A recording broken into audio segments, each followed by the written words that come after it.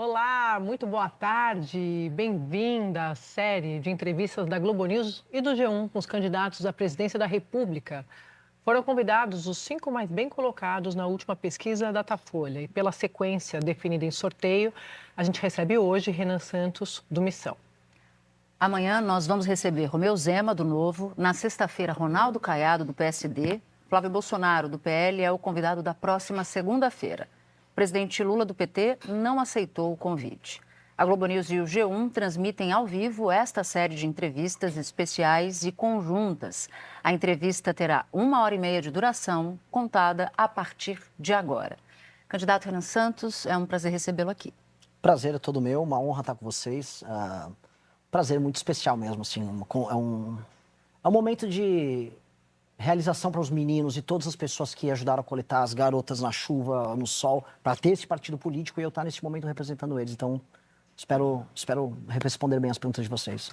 Candidato, queria começar perguntando das propostas desse plano de governo que o senhor já entregou ao TSE. Tem uma série ali de informações, de planejamento. O senhor fala na PEC da regra fiscal, da nova regra fiscal, mudança na lei penal, mudanças ali em programas sociais.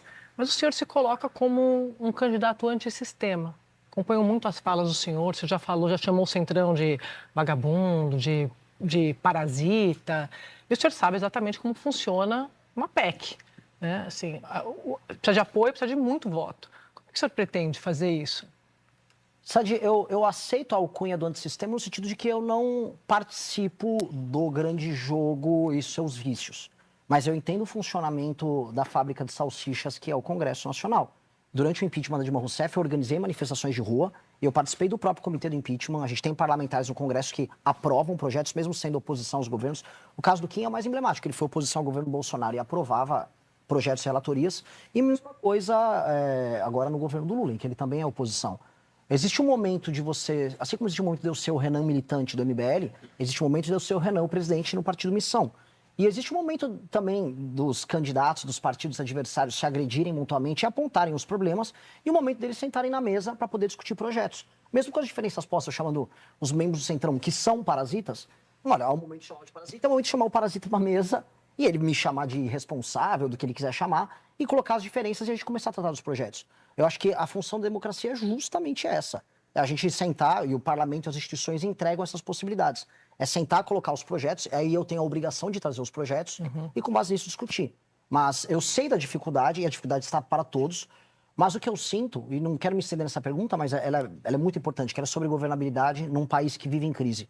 O que eu sinto é que quando você tem um presidente que tem vontade de realizar algo, que ele tem um plano, mesmo quando ele não é bem aprovado ou quando ele tem dificuldade de construir maioria, e eu posso dar um exemplo, Fernando Henrique no segundo mandato, ou Michel Temer com seus 3, 4% de aprovação, quando você tem agenda, você mesmo assim consegue compor. E aí governos que não têm agenda, e aí a gente pode pegar o governo do Bolsonaro, que ele chegou lá sem meio que saber o que ia fazer, e em grande medida o governo Lula, que não tinha muito a propor, eles passam meio que andando de lado. Então, a ambição é querer fazer algo e lutar para realizar. Um ponto bastante relevante da sua proposta é a aprovação de uma proposta de emenda à Constituição, antes mesmo da sua posse, caso o senhor se eleja. É uma proposta muito ambiciosa e de histórica dificuldade de aprovação em diferentes composições do Congresso Nacional. Uma aprovação dessa monta requer o Centrão, que a lógica da política brasileira é de manutenção do Centrão como grupo político no Congresso Nacional, exatamente. Mas aí eu quero ver qual é a viabilidade de passar essa proposta ambiciosa. E aí, com base no que o senhor já disse em outros momentos, ou cerca de 1 ano e meio atrás, o senhor já disse o seguinte: o Centrão é o verdadeiro inimigo. Mas esse não é nem o ponto, porque o senhor já respondeu para a Sadi o que o senhor pensa do Centrão. O ponto é que, numa fala de 1 ano e meio atrás, o senhor reconheceu a dificuldade de passar reformas de peso, dizendo basicamente o seguinte: toda reforma no Brasil tem que ser minorada, ou seja, ela precisa ser desidratada para poder passar, para acomodar os interesses do Centrão. No fim do dia, é uma máquina viciada que impede o presidente de governar. Os cortes todos não me parecem possíveis sem uma gigantesca reforma constitucional. Visto que eles não vão mudar as regras do jogo que os beneficiam, eu lhe pergunto, como é que o senhor vai fazer para aprovar uma PEC que mexe em tudo, a gente vai tratar disso mais na frente, mexe em tudo, de benefício social a tantos outros pontos, com esse Centrão? De maneira clara. Antes da posse.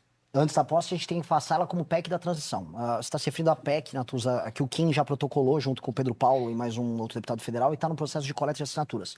Eu adoraria passar ela integralmente, entendendo que, como eu mesmo disse, você fez uma citação minha, que ela tende a ser minorada diante de pressões parlamentares, de bancadas ali durante esse período da transição. E eu entendo também que, se for o caso, eu precisaria passar pedaço dessa PEC.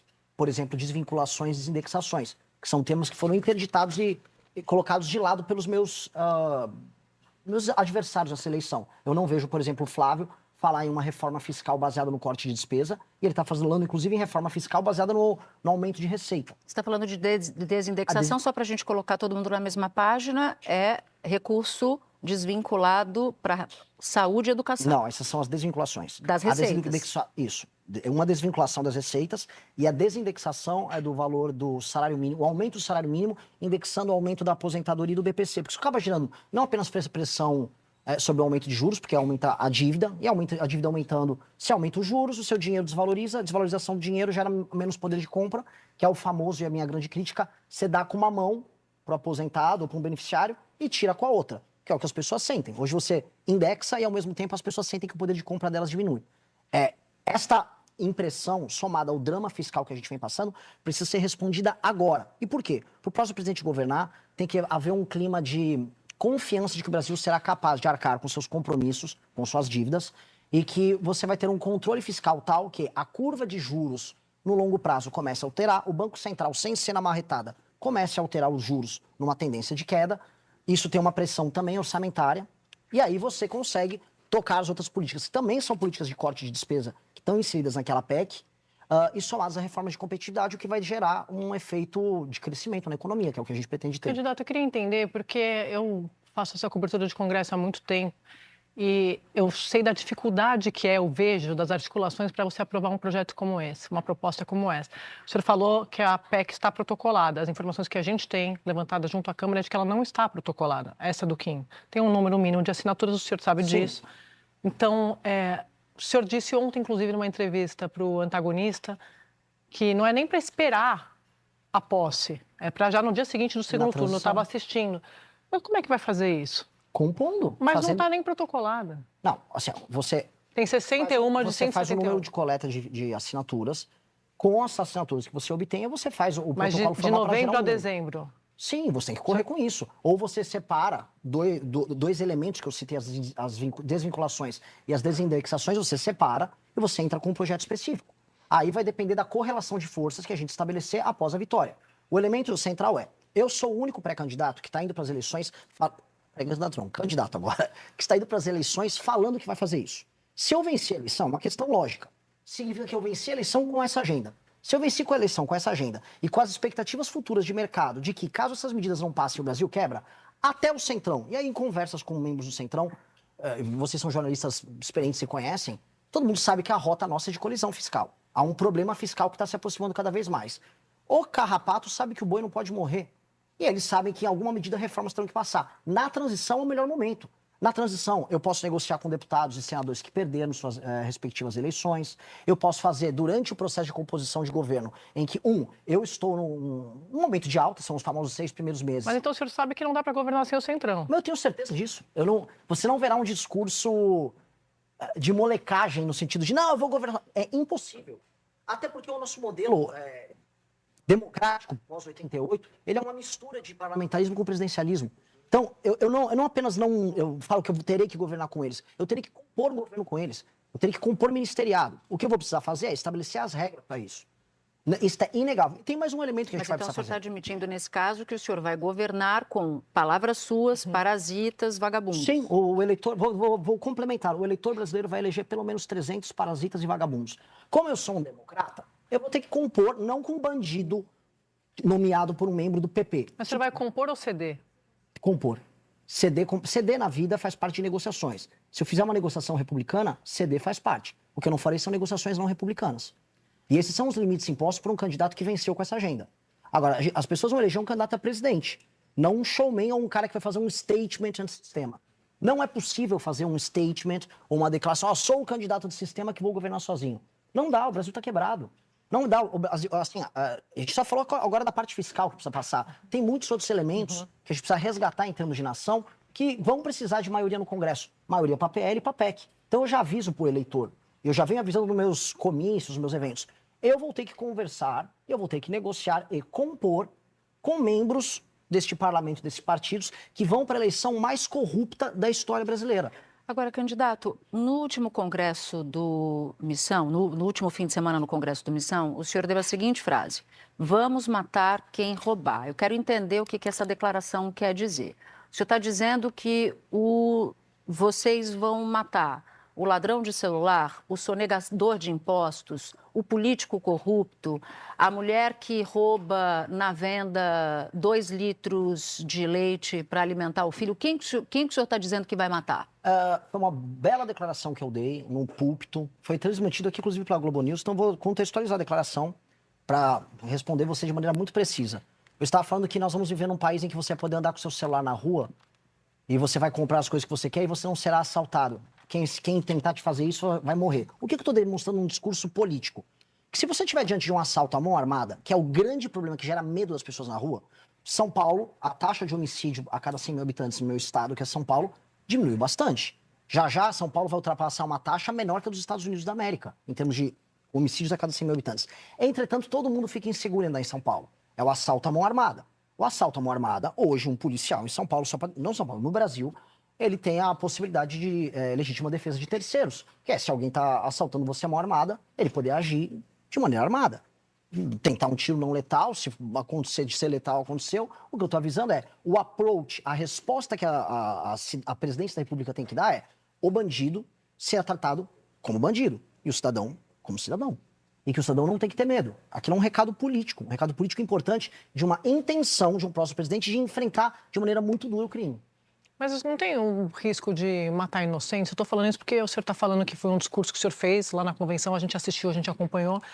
É um slogan da campanha. Eu já vi o senhor falar várias vezes, a gente leu aqui o plano de governo, o senhor explica do que se trata. Teve até bichinho de pelúcia sendo vendido ali com essa frase, então o senhor usa muito isso, né? Sim. É uma marca da campanha. O senhor não teme abusos em nome do senhor, como líder do grupo, usando esse slogan? Não temo. A gente já vive numa sociedade do abuso. Primeiro, a gente vive numa sociedade em que o abuso e a violação dos direitos humanos se tornou regra. A exceção se tornou viver em lugares seguros em que você não é assaltado por todos os lados. A gente vive uma sociedade de medo. Portanto, eu quero inverter isso. A minha declaração foi muito clara. Hoje, diante de um cidadão armado, uma pessoa... Acho que nem tem como haver muito engano. Se você é um policial e está na rua e está diante de um bandido que está apontando uma arma para uma pessoa, como agora, não sei se acompanha um caso horroroso aqui no Rio de Janeiro, de um menino autista, estava no meio da rua, um bandido armado tentou roubar o cordão dele, ele entrou em pânico, o menino fugiu, o cara atirou ele, matou ele pelas costas. O que um policial deveria fazer diante desse caso? É fazer uso da força. O uso da força, nesse sentido, ele tem que ser apoiado pelo Estado, suportado pelo Estado. A autoridade policial ela tem que ser respeitada e dignificada nesse sentido.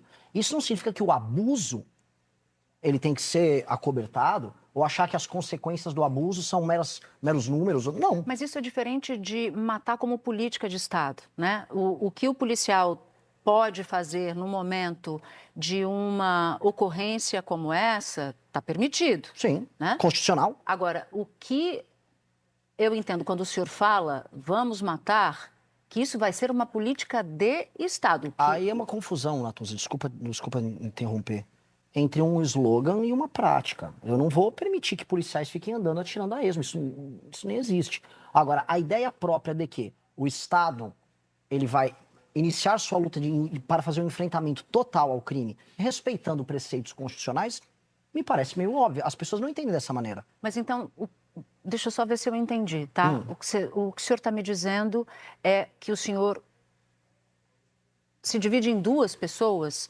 Uma pessoa campanheira, de campanha, que fala tudo, e uma outra pessoa que, se eleito for, vai governar. Não. Por exemplo, quando você publica uma notícia no G1, você vai ter o título, você tem a foto da matéria e você tem o corpo da matéria. Cada um é construído de uma maneira para você ter camadas diferentes de interpretação Mas do mesmo fato. Mas o título é um resumo fidedigno do que está na matéria. O título olha só, prendeu, matou, para falar o bichinho de pelúcia que a gente vendeu e está disponível na nossa loja no partido. Se você é um bandido, você tem apenas duas opções no meu governo. Ou você vai ser preso, ou se você reagir, você vai terminar morto ou machucado. Não tem outro caminho. Se você é um bandido armado, está cometendo um assalto... Mas isso já é assim hoje. Se o bandido reagir numa ocorrência, ele pode morrer. Sim, espero que aconteça mais. E se ele for preso, que ele fique preso. Porque hoje a regra é o prendeu, soltou. Hoje você prende, vem uma audiência de custódia, solta.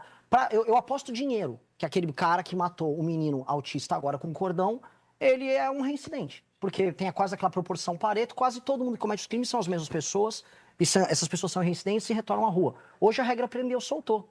A provocação do prendeu, matou você tem que ter dois caminhos. O prendeu, o matou. Não tem outro caminho. O senhor se inspira muito, e eu ouço muito o senhor falar do Bukele em El Salvador.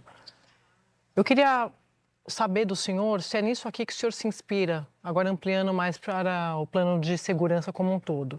Olha só, a gente sabe, ele reduziu de forma drástica o crime, mas olha só a que custo. Prisão sem mandado, ampliação do tempo de prisão sem ordem judicial, redução drástica de habeas corpus, dificuldade de acesso a advogados, prisões baseadas em denúncia anônima, perfil territorial e até tatuagem. O senhor sabe disso, o senhor acompanha. Isso aqui é a fórmula. Queria saber se o senhor vai fazer uma coisa parecida dessas no Brasil. A fórmula é o que está disposto no livro amarelo e boa parte daquilo que a gente defende passou agora no Congresso Mas disso Nacional. aqui que eu falei, o senhor bebe nessa fonte? Não, eu bebo na fonte da capacidade de ação e resolução do Estado. El Salvador não é igual ao Brasil. Eu vou dar um exemplo. Eu respeito e acredito muito na ideia de que o poder executivo tem que ser capaz novamente de executar coisas. As pessoas em El Salvador não tinham mais autoestima, as pessoas não conseguiam andar nas ruas. E ele teve um approach, ele teve uma vontade de ação que ele conseguiu realizar e concretizar uma mudança. Eu respeito isso. Agora, o Brasil não é El Salvador. Eu não vou concordar com tudo que ele faça, nem ele vai concordar, eventualmente, me tornando presidente, com tudo que eu faça. O Noboa, vocês pegarem um caso, para fazer uma crítica boa ao modelo de El Salvador, o Noboa tentou copiar o que o Bukele fez em El Salvador num contexto equatoriano. Não funcionou como El Salvador, porque o Equador tem um tráfico internacional de drogas, tem um cartel chamado Los Lobos, poderosíssimo. Mas onde é a diferença do senhor para ele, então? Já que a gente está falando da diferença. Lá, critico o que ele faz, por exemplo, julgamentos coletivos ou prisões sem mandado. Não faria isso. Até porque a Constituição Exato, aqui não permite. Mas não é uma transposição. O que o Bukele fez está num contexto salvadorenho, dentro de um sistema normativo dele. O que nós vamos fazer vai ser dentro de um contexto nosso, com as dificuldades e vicissitudes de um país como o Brasil. O crime organizado no Brasil é muito diferente do El Salvador. O PCC não existe. Você tentar explicar para uma pessoa de El Salvador o que é o PCC, ele mesmo não vai entender. Os Estados Unidos não entendem como funciona o PCC. Os mecanismos que você vai ter de enfrentamento serão outros. Agora, a vontade de agir para resolver esses problemas tem que ser a mesma. A vontade, a disposição do líder em resolver um problema histórico. Desculpa, vale a pena pegar um outro cara que eu cito, que é o Milei. Milei estava na convenção do Flávio Bolsonaro agora. Eu não teria nenhum motivo para falar, eu gosto, eu acho o Milei maravilhoso. Dito isso, a intenção do Milei, durante a campanha, de falar dos problemas econômicos argentinos, mesmo quando impopulares, é uma dinâmica que eu gosto também. O Brasil é igual a Argentina? Não, as potencialidades são diferentes. Mas então, já que a gente está falando de Brasil, vamos fazer um ponto a ponto aqui. Favor. Prisão sem mandado. Não acredito em prisão sem mandado. Ampliação do tempo de prisão sem ordem judicial. Tem que ter ordem judicial. Redução drástica de habeas corpus. O habeas corpus, se você cometeu um crime hediondo, você não tem direito ao habeas corpus. Dificuldade de acesso a advogados. Não, você tem que ter acesso a advogado. Julgamentos coletivos, o senhor já falou Não, que é pelo amor de Deus. Prisões baseadas em denúncia anônima, perfil territorial e tatuagem. Não, para você ser enquadrado como membro de uma facção, você tem que ter uma investigação prévia. Mas então o que o senhor vai fazer de parecido com o Bukele? Eu não entendi. Pelo amor de Deus, eu acabei de falar, o enfrentamento ao crime organizado é a Mas intenção. essa é a forma, é a bula. Se essa é a bula... Não, a bula dele pode ter esses elementos. A construção de grandes presídios, a ideia de que você vai tratar a facção criminosa como um ente anômalo dentro da sua sociedade. E aí você vai ampliar a capacidade de ação do Estado Por exemplo, ele criou um estado de exceção. O estado de exceção... Eu quero, só para a gente entrar nisso, é que mas é antes... a minha resposta para ela. Não, mas é porque eu vou complementar e você vai Então, ter tá chance bom. de dar resposta para as duas. São muitos vídeos, muitas falas suas em que o senhor parece ter muito mais inspiração, se inspirar muito mais no Bukele do que o senhor está descrevendo agora. E aqui, de novo, eu acho que vale a pena dizer como o Bukele conseguiu essa fórmula, como ele chegou à implantação dessa fórmula. Ele demitiu todos os ministros da Corte Constitucional, ele aposentou compulsoriamente 1/3 dos juízes, hoje ele controla o Congresso de lá, a Assembleia, a imprensa não é livre, muitos jornalistas tiveram que sair do país para não serem presos, basicamente, em outras palavras, não há democracia por lá. E no seu plano de governo, o senhor deixa muito claro que o senhor vai combater o crime fazendo decretos sucessivos de estado de defesa e que essa é a sua IGLO, que essa é a sua fórmula. O senhor, em nome do seu combate, do seu plano de combate à criminalidade, está disposto o custo de um regime autoritário ou de atropelar o Supremo Tribunal Federal se ele viesse colocar contra as suas medidas, por exemplo? Não, eu não vou atropelar nada. Eu vou fazer o estrito cumprimento da lei.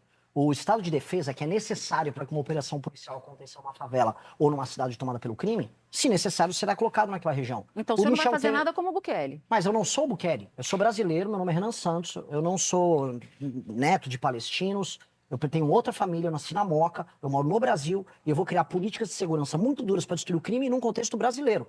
Não adianta achar que é uma regra de 3. Porque senão eu vou falar o seguinte, olha, um país que virou uma ditadura foi a Venezuela e um dos momentos para a criação da ditadura foi o senhor Hugo Chávez crescer a economia de maneira artificial e aplicar políticas sociais. Isso significa que se eu aplicar políticas sociais e crescer o país economicamente, eu vou virar um ditador? Não.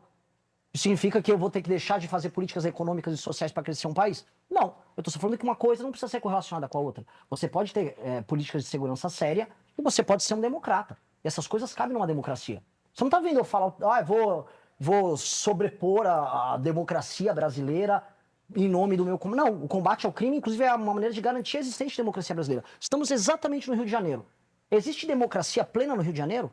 Com aquela turma toda que foi presa lá na LERJ, a própria Polícia Federal que falou que havia uma relação muito clara entre Comando Vermelho e o Bacelar, TH Joias na campanha do Flávio Bolsonaro, TH Joias que é do Comando Vermelho na campanha do Flávio Bolsonaro. Existe... Qual é o modelo democrático aqui? Há uma ficção de democracia nesse sentido. A melhor maneira de garantir a democracia é você garantir que os instrumentos republicanos do Estado funcionem.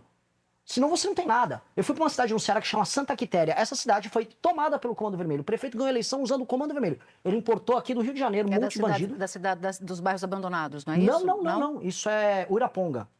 Santa Quitéria é uma cidade que tem urânio. Inclusive, eu acho que tem um parente do Kassab lá, próximo, que ainda atua na área. Santa Quitéria, o prefeito ganhou a eleição chamando membros do Comando Vermelho para participar, servindo como capangas, impedindo que as pessoas votassem. E isso não é opinião minha, ele foi afastado por conta disso, pegaram a relação com o Comando Vermelho. Como é que eu vou atuar ali? Se o Comando Vermelho esconde arma na casa das pessoas, uma GLO, às vezes, lá não será suficiente para eu pegar um bandido que se esconde na casa de alguém. Você precisa de um instrumento do Estado de Defesa naquele local. Mas o senhor fala desses sucessivos decretos de Estado de Defesa... Pontuais em locais diferentes. Eu sei, mas como é que garante, o senhor sabe, suspende direitos? A gente vai atuar... Como é que garante que o morador, que não tem nada a ver com o crime, não vai ter os direitos suspensos? O morador já não tem direito nenhum. Aí é acreditar numa ficção de que aquele morador de uma favela ou de uma cidade tomada pelo crime organizado, ele é um titular de direitos. Ele tem direitos nominais. O direito que está na Constituição é nominal para ele. Aquela pessoa nunca viu um direito.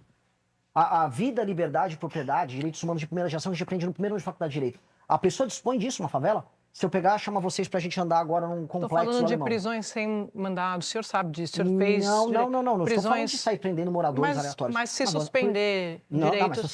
Porque eu estou perguntando como é que garante que isso não vai acontecer. De acordo com a lógica do próprio direito que a gente está aplicando, aqui não é nem a gente que está querendo, porque já passou essa legislação das facções. Você determinar que a pessoa é membro de uma facção criminosa, é essa pessoa que vai ser alvo de uma operação policial, não o morador. Mas aí a gente está falando de decreto de Estado de Defesa. O decreto de Estado de Defesa é para você fazer operações e nestas operações você ter os instrumentos de Estado para buscar os bandidos. Se você é uma dona de casa que teve sua casa, por exemplo, invadida, para dar um caso concreto que acontece aqui no Rio de Janeiro, conversando com membros do BOP, eles explicando as dificuldades, e porque é o próprio BOP que é favorável a isso. Se você é um morador de uma dona de casa, que aí vem o bandido, e ele se esconde na sua casa e coloca armas na sua casa, eu preciso entrar na sua casa para retirar ele. Agora, você não vai ser retirada. A investigação que levou o Estado a saber, este aqui é um membro do Comando Vermelho que está operando nessa favela, não necessariamente vai buscar você simplesmente porque sim.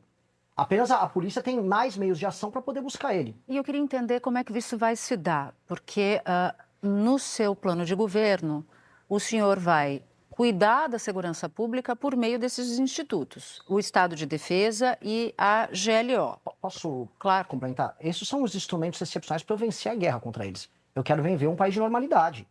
Eu não quero precisar de fazer nada. Eu quero fazer o que for meramente necessário para recuperar os territórios. Ok, entendi. Agora, como é que o senhor vai fazer isso em 2 meses? Porque no caso de Estado de Defesa, o senhor tem um limite de 60 dias. O senhor sabe disso? Sim. Tem um limite de 60 sim, dias. que pode ser prorrogado. 30 dias Sim. e mais 30 dias.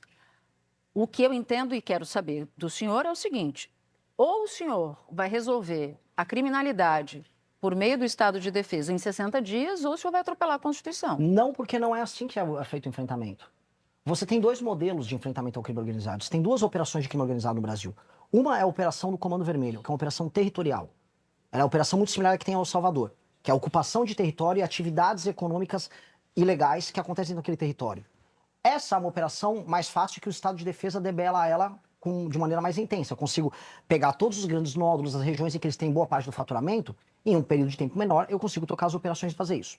A do PCC é diferente. A do PCC é o que eu chamo de operação vertical, porque a infiltração deles é institucional. É o que torna um país um narco-estado. É mais parecido com Colômbia, como houve problema com eles, é parecido com o México.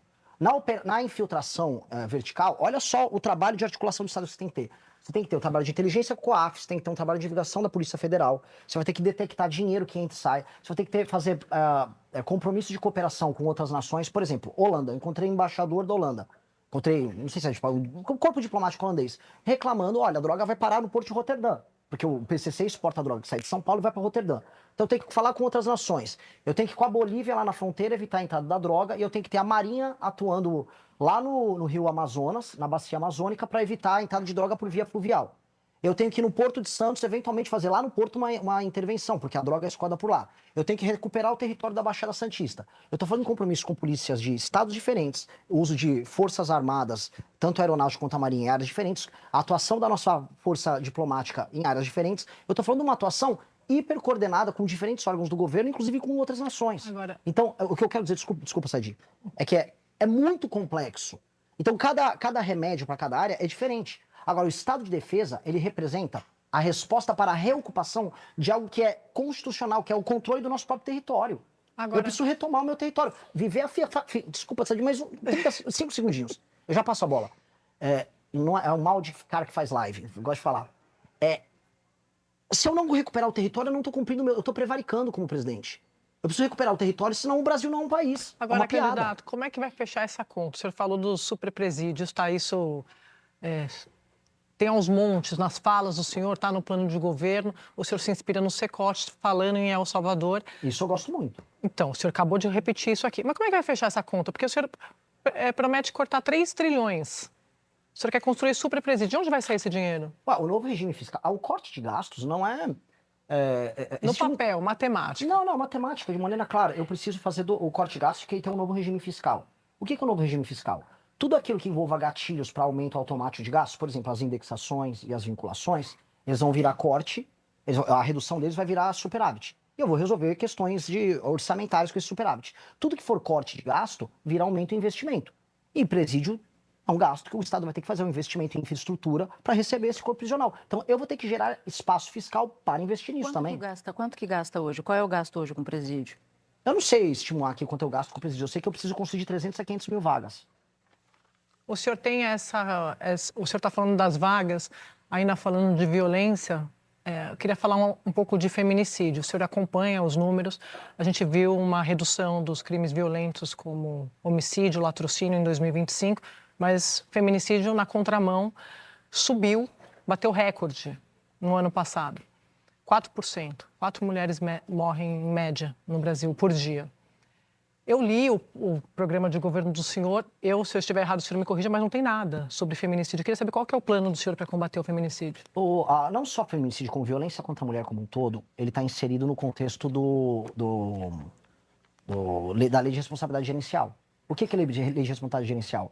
É uma série de metas que nós vamos estabelecer. Inclusive, eu não sei se haverá tempo de a gente falar desse tema, que para mim é um tema central nosso para o enfrentamento de oligarquia, que é o sistema de metas para municípios e estados. Eu vou pegar quem está fazendo muito bem a lição de casa na questão do feminicídio e violência contra a mulher. Novamente, alguém que está apoiando o meu adversário, Flávio Bolsonaro, mas eu tenho que ser justo. Tanto o prefeito Ricardo Nunes quanto o governador Tarcísio. Mas por que não tem nada no plano do senhor? Específico? Porque isso está no sistema de metas. O senhor não acha que o feminicídio... Não, porque a maior parte das políticas são estaduais e municipais para atender isso. Mas o senhor não acha que... Eu acabei de dar os números. O senhor acompanha o tema de segurança, de combate à violência. Isso não deveria ser destacado? Eu destaco nas minhas falas, eu tenho vídeos gravados, eu tenho participações em congressos e eventos que eu trato desse assunto. Mas o senhor tem algum problema contra a palavra feminicídio? Não, eu tenho um problema muito específico contra querer ficar fazendo proselitismo, fingindo que se preocupa, como é o caso do Flávio, que ficou querendo dar celular agora para falar que gosta de mulher. Mas porque o senhor falou, não quero fazer proselitismo fingindo que me preocupa. O senhor não se preocupa? Não, me preocupo, mas não vou fazer proselitismo vagabundo. Mas o senhor não acha que é urgente? Eu acho que é urgente o tema do enfrentamento à violência contra a mulher, sim. Por isso que isso entra na Lei de Responsabilidade Gerencial. É um dos 10 temas que vão estabelecer as métricas para municípios e estados, para avaliação. Porque as principais políticas que estão sendo tocadas para enfrentamento à violência contra a mulher estão sendo tocadas em municípios e estados. O uso das polícias e das guardas civis. A política que está sendo tocada em São Paulo vai ser o padrão para a gente estabelecer como a métrica geral para a Lei de Responsabilidade Gerencial nos municípios brasileiros. Desculpa, a Lei de Responsabilidade Gerencial, o que tem sobre feminicídio lá? Deixa eu explicar. Você leu lá o livro amarelo? Li. O que a Lei de Responsabilidade Gerencial estabelece? KPIs, indicadores de desempenho em áreas fundamentais. Por exemplo, você falou, eu não vi feminicídio. Eu não vi, ou quase não tem, eu falando sobre saneamento básico no livro amarelo. E é um tema importantíssimo. E por quê? Porque a execução de políticas de saneamento básico, ela está, deixa eu complementar aqui, que é importante, ela está dada nos entes municipais, ou até consórcio de municípios, e entes estaduais. O governo federal pode ajudar com financiamento. Lá nos indicadores da Lei de Responsabilidade Gerencial, que são colocados para os municípios, está ali saneamento básico, cobertura de água, cobertura de esgoto, desempenho escolar, SAEB, DEB. Vacina. Um deles que está incluso é violência contra a mulher.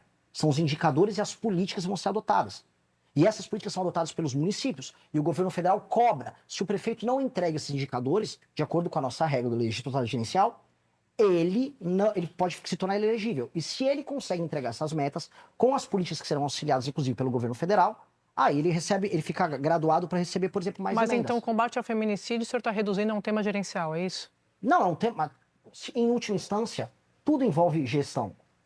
É um tema gerencial e legislativo. Eu posso, no governo federal, aumentar penas. Agora, a gestão desse enfrentamento é uma gestão que envolve estados e envolve municípios. Mas o senhor defende aumentar a pena? Defendo. Para o combate ao feminicídio? Eu defendo todo tipo de violência, incluindo violência contra a mulher. Não, mas eu vou ler para o senhor o que é feminicídio. E aí o senhor me disse se concorda. Assassinato de uma mulher por razões da condição de sexo feminino, ou seja, quando o crime é motivado por menosprezo, ódio ou discriminação à condição da mulher. Eu já falei várias vezes aqui, eu falo sempre na Globo News, esses dados mostram sempre que os contextos onde esses feminicídios acontecem é de violência doméstica e familiar. O senhor acha que isso aqui não existe? Quem disse que eu não acho? Estou perguntando. Não, eu acho que existe sim. Inclusive, não é reportado. Inclusive, assisti um podcast teu falando com uma pastora evangélica muito interessante sobre isso. Sobre os não reports, sobre a ideia de que há uma espécie de uma naturalização e as pessoas tentam manter os núcleos familiares, achando que a violência... Porque o homem que comete, não só o feminicídio, a violência contra a mulher, ele é o mesmo homem que fala tem que matar os bandidos. Ele não se vê como alguém que está cometendo um crime. E às vezes a mulher, na ânsia de manter o núcleo familiar dela vivo, ela não reporta.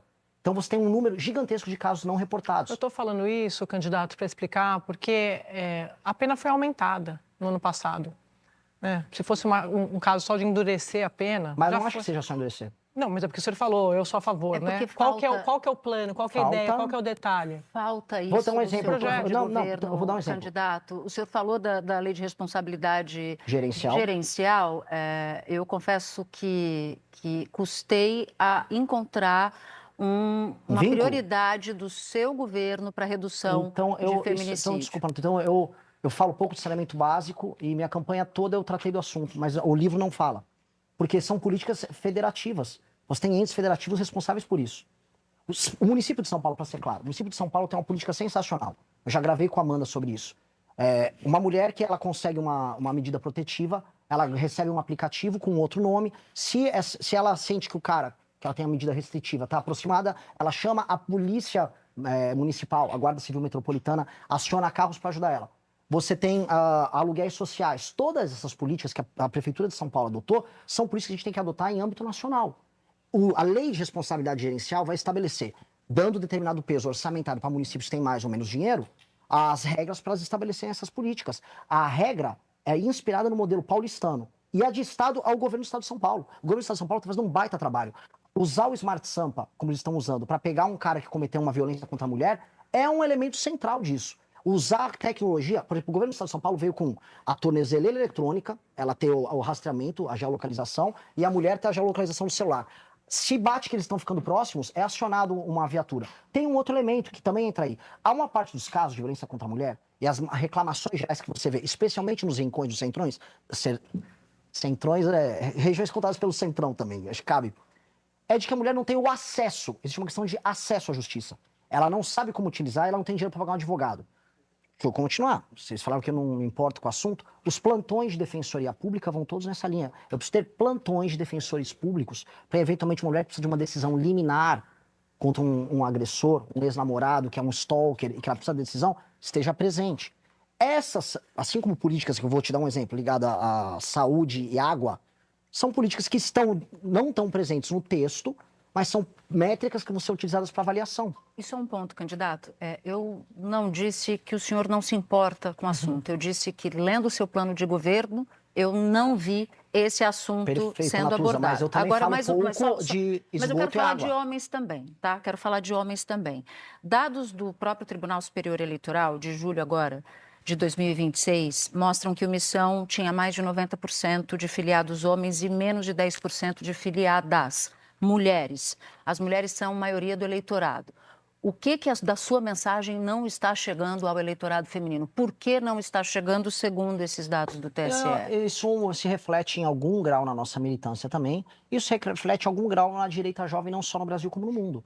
A direita jovem costuma ser mais masculina, assim como a esquerda jovem tende a ser mais feminina. Isso não é nem opinião minha, isso são estudos internacionais que mostram isso. É natural da dinâmica das redes sociais. Conforme as idades avançam, meu grupo é muito jovem. Quando eu vou pegando, por exemplo, a distribuição de mulheres mais velhas e homens mais velhos que nos apoiam, já é mais equânime. Existe uma questão de militância jovem, que são as pessoas que se filiam, é um militante mais quente. É óbvio que eu não fico feliz com isso, porque eleitoralmente, inclusive, não faz sentido, é ruim pra gente. É ruim pra criar candidatos. Agora, dentro do nosso universo, a gente precisa entender, ser uma mulher candidata é muito difícil. A Amanda, que é minha coordenadora de campanha, o que a Amanda já sofreu? Invadiram a casa dela, sequestraram a mãe dela, atacaram ela, fazem montagens de dela pelada. Dentro do nosso universo, ser uma candidata, os ataques que a gente recebe de esquerda a direita são muito pesados. E isso afasta as mulheres da atividade política, mesmo. Então, construir, inclusive, um grupo de meninas que vão ser candidatas, necessariamente é mais difícil. Tanto que o padrão das nossas candidatas costuma ser mais velho. Mesmo que a gente é um grupo jovem. Porque as mais novas ficam inibidas. Porque a porrada que vem em rede social é muito pesada. E aí, entrando, inclusive, o Jonathan Haidt fala muito disso, é um autor que eu gosto.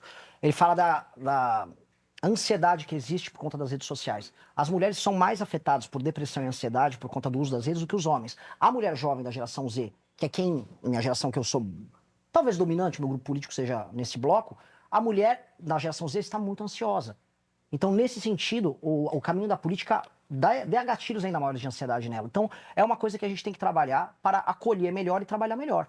Mas lógico que eu não gostaria de ficar nessa situação, de maneira alguma. A gente vai ver um vídeo agora, daqui a pouco a gente volta para poder comentar. Pode rodar, por favor. O que a gente tem que fazer, que é o que eu acho, é o restabelecimento enquanto poder de características profundamente masculinas na nossa sociedade. E mas aí você é machista, o cara... Eu sou. Então me chamem, eu sou. Porque certas coisas tem que dar o nome aos bois.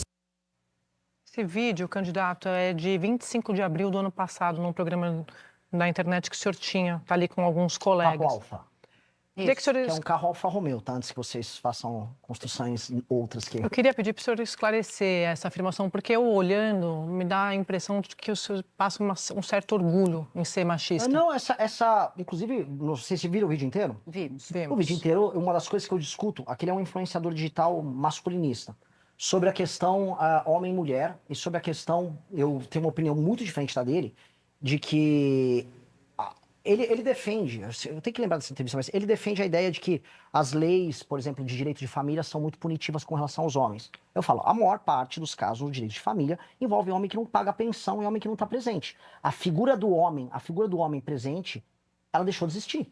E a provocação que eu faço ali, que é uma provocação válida, é a figura masculina, ela tem que retornar de maneira positiva na nossa sociedade. O que é isso? Vou dar um o que exemplo. isso significa? O que significa? A maior parte dos jovens que cometem crimes no Brasil não tem a figura masculina por perto. Eu quero até entrar em... Tá, mas deixa eu complementar. O estudo da GV de 2007 mostra que os meninos que vão parar na FEBEM e os meninos que cometem crime, em 80% dos casos, eles não têm a figura paterna. A ausência da figura masculina tem uma correlação mais forte do que o índice Gini, que é o índice de desigualdade, para o cometimento de crime. O que eu quero dizer, a figura do bom pai, do bom avô, do bom homem de referência, faz falta para, inclusive, para menino e para menino, mas especialmente para o menino. E essa figura tem que ser construída. E aí entra um grave problema que está pegando a sociedade brasileira como um todo. Nós estamos vivendo uma sociedade de famílias desconstruídas, da figura masculina moída. Mas o senhor se coloca como um homem machista? Não, ali é uma provocação. Você tem que saber o momento da Não, o provocação. senhor disse, a gente acabou de mostrar. O senhor estava bastante à vontade Sim. ali. Lógico que eu tô à vontade. E no vídeo todo, são raros os momentos em que o senhor, de fato, discorda Mas você desse... viu esse momento? Eu vi todos A gente os viu momentos. todos. Perfeito. Então, Eu vi todos. Eu só queria, só para concluir, porque se conecta com o que o senhor estava dizendo. O senhor também disse, aqui é uma aspa sua, tá, candidato? A ausência de presença masculina é um dos maiores elementos constitutivos de um jovem que comete um crime. Ele não tem exemplo, ele não tem limite, ele não tem estruturação. A gente está falando de um país em que metade dos lares brasileiros chefiados por mulheres. E não significa que não haja a figura masculina nesses lares, tá? Isso é diferente de mãe solo. O senhor está culpando as mulheres pela criminalidade? Natuza, pelo amor de Deus. É isso? Não, eu queria entender. O maior culpado é o homem. E isso se relaciona com essa fala. Não, é porque quando não tem homem, o lar fica desestruturado e a mulher vai educar um criminoso. E por isso que as famílias que são biparentais, têm o pai e a mãe, elas são mais funcionais. A família monoparental brasileira, em que o homem não paga pensão e não está presente, ela vai gerar um menino problemático. A ausência da figura paterna, isso não só no Brasil. Tem estudos nos Estados Unidos da América, o Thomas Sowell fala muito disso. A ausência da figura masculina, ela tem um efeito gerador de garotos indisciplinados que vão ter um pior desempenho escolar e que vão cometer crimes que afetam a sociedade como um todo. Mas é porque passa a impressão, candidato, mas que a mulher não sabe... Deixa eu só concluir. Você não deixou concluir. Não, eu vou deixar o senhor concluir. É que isso passa a impressão de que o senhor não tem apreço pelo que as mulheres fazem na educação de seus filhos. Por que eu estou te dizendo isso? Isso soa como só o homem, se não tiver homem, e eu não estou dizendo aqui que as famílias, os filhos não precisam de pais, todo mundo precisa, responsabilidade afetiva, responsabilidade financeira, tudo isso aqui é dado como o céu está azul hoje, tá? Sim. Só para não ter confusão disso. O meu ponto é, quando o senhor diz isso, automaticamente passa-se a impressão de que os lares em que não existe a figura masculina são lares de filhos desestruturados. Isso não é verdade. Vamos lá. A maior parte dos casos de rapazes que cometem crimes vem de famílias em que o pai não está presente. Ponto. Isso é estatístico, isso é um dado. Esses rapazes também apresentam desempenho escolar inferior. Ponto. Famílias monoparentais têm renda menor. Ponto. Isso é um dado da realidade. Se alguém acha que a minha impressão vai machucar ou não, aí paciência. Talvez eu não seja o melhor comunicador do mundo. Só que o que eu estou falando é uma verdade. E eu quero falar a verdade porque eu tenho que resolver problemas de verdade. Eu não quero passar a impressão A ou B quando eu falo isso. E a impressão maior existe um número gigantesco de homens que se relacionam com mulheres, a relação não dá certo, o homem não tem compromisso nem afetivo com a criança, especialmente com esse menino, e ele não tem compromisso, inclusive, de pagamento de pensão. A minha discussão nesse podcast foi sobre isso. Uma discussão desse tema. O que é o machismo? Isso é uma provocação. O que é o machismo? Vamos restabelecer a boa autoridade masculina ali. Eu sei que você pode não, eu tô com provocação. Só que, pra mim... Eu tô ouvindo o senhor. A questão central aqui é o seguinte... Eu quero fazer uma pergunta na sequência, só isso. Não, tudo bem. Eu tô esperando o senhor terminar. Tá ótimo. A questão central se você não restabelece este tipo de postura próxima, se não do pai, de uma autoridade masculina que esteja próximo do rapaz, estabelecendo limites e exemplo, que sirva de espelho, a tendência desse rapaz Não é apenas o cometimento de crime, mas é de ter uma vida mais disfuncional e reproduzir ele, naquela sociedade a qual ele faz parte, comportamentos que são deletérios para ele, para outras moças, que nessa sociedade acabam se perpetuando, desculpa, deixa eu terminar, em um contexto de empobrecimento. As famílias a tendência de ter famílias monoparentais em grupos sociais mais humildes é maior. Eu fiquei muito... O senhor usou a palavra exemplo, era isso que eu ia perguntar. O senhor acha que exemplo que isso aqui dá?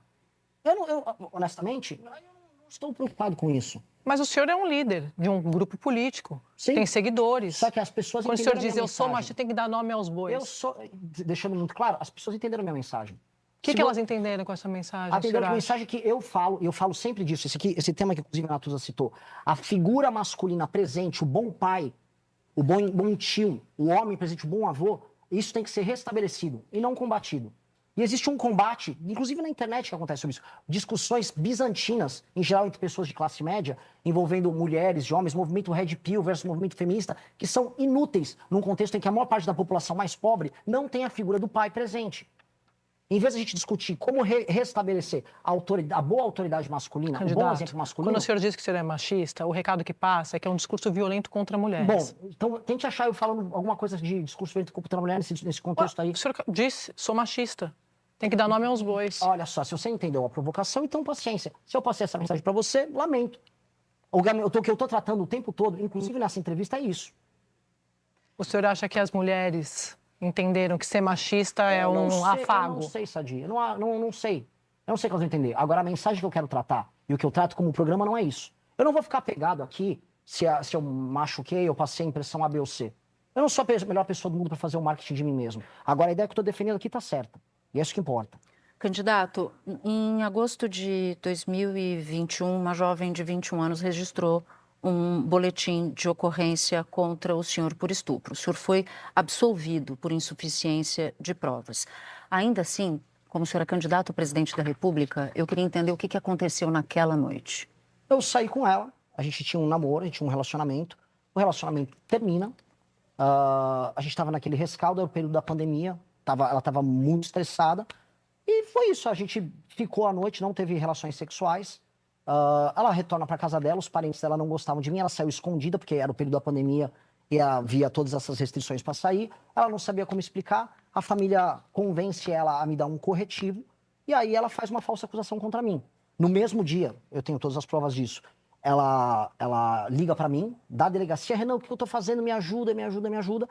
Eu não atendo o telefone, que era de madrugada, e aí depois eu converso com ela no dia seguinte, ela vai para a casa da mãe dela em outro estado, nesse outro estado eu converso com ela retorna para São Paulo, e aí retornando para São Paulo ela retira o boletim de ocorrência. Mesmo assim, o Ministério Público entra com a investigação, que isso é muito importante, quer checar o que aconteceu, e com ela faz dizendo, o Renan não fez nada, eu errei, eu menti, a mãe dela, por favor, não punam minha filha, ela mentiu sobre o Renan. O Ministério Público leva a julgamento e o juiz, na audiência, o Ministério Público pede a minha absolvição, ela pede a minha absolvição e eu sou absolvido. Candidato, tem um vídeo que viralizou em 2021, acho que foi gravado em 20, que o senhor aparece sorrindo ali, falando para um grupo de apoiadores, de amigos, dizendo que vocês queriam entrar num bar, num estabelecimento, se vocês não entrassem nesse estabelecimento, vocês iam estuprar uma moça ali, uma colega de vocês. Queria perguntar para o senhor, eu vi esse vídeo, a gente viu várias vezes, eu pensando em trazer essa pergunta aqui, o senhor acha que dá para brincar com o estupro? Não. Então, por que o senhor... Não, esse vídeo não é de 2020, esse vídeo é de 2017. Que viralizou em 21, né? Então, não é que viralizou uma pessoa... Isso é o seguinte, a gente estava numa festa e a gente estava simulando que eu era um rei, era uma brincadeira, que ela estava participando. Mas então o senhor acha que dá para brincar com o estupro? Foi o que eu perguntei. Não, Sadia, você tem que deixar eu terminar. Você pediu um contexto, então deixa eu te dar o contexto. Antes você ficar assim, adianta aí, vou contar a história e depois você pode me retrucar numa boa. Essa história foi uma piada que eu fiz no contexto com ela presente, com amigos presentes, devia ter umas 20, 30 pessoas, e que a gente ficava imitando. Foi uma piada muito ruim, um ambiente privado que alguém filmou, e aí, tirando de contexto, parece que eu tô fazendo aquele comentário ou como uma piada, ou como um statement, ou como uma declaração. Não, era uma piada muito ruim que eu me arrependo. Isso eu me arrependo. Aquilo lá daquele podcast eu não me arrependo porque é um comentário dentro de um contexto que a gente estava falando dessa relação homem-mulher. Agora, daquilo ali, me arrependo, e me arrependo muito pela minha amiga Bárbara, que ela todas as vezes é usada como um porrete para ficar dando porrada em mim, é minha amiga, me defendeu todas as vezes. Esse tema foi alvo de de denúncias da Damares Alves, do Nicolas Ferreira, que falaram que eu estava incitando estupro. Todas as vezes essa minha amiga Bárbara teve que ir lá me defender, e me defendeu todas as vezes muito bem. E a defesa que ela fez, toda vez, ninguém se preocupa se estão enchendo o saco dela, se estão expondo ela. Mas vocês que expuseram ela, candidato. Não, eu não expusei, não. Vocês... Não, eu não gravei esse vídeo. Vocês... Eu não gravei esse vídeo. Alguém gravou. Mas Pelo fato de falar. Mas só uma coisa. Pelo fato de falar. Só o fato de falar. Ruim, eu me arrependo da piada. Candidato, quero falar de desestabilização, que é um ponto que o senhor bate bastante na sua proposta de governo. O seu plano, me corrija se eu estiver errada, promete transformar 12 mil favelas no Brasil em bairros em 10 anos, territórios onde vivem mais de 16 milhões de pessoas. Isso segundo o censo de 2022. Pode ser até que seja um número maior, né? Como é que o senhor vai fazer isso? Porque para fazer uma política de desfavelização, o senhor vai ter que tirar as pessoas dessas casas para poder colocar saneamento, para poder arrumar moradia. Elas voltam de fato para casa? Onde é que o senhor vai colocar essas pessoas enquanto o senhor está desfavelizando as comunidades no país? Vamos lá, primeira coisa, o que é uma política de desfavelização? Primeiro é atestar que viver numa favela é indigno, que uma pessoa que vive hoje numa favela, ela não é titular de direitos, que ela tem taxas de tuberculose maior, taxa de gravidez na adolescência maior, presença endêmica do crime organizado. A anomalia urbanística chamada favela precisa ser confrontada, enfrentada e resolvida. Esse é o primeiro ponto. Segundo ponto, países sérios não têm favelas. Países sérios enfrentam o problema da favela. Eu posso pegar da China a Singapura, eu posso levantar da Colômbia à Argentina, experiências de países que estavam no terceiro mundo. Estou falando, inclusive a Índia tem fortes políticas de desfavelização acontecendo agora.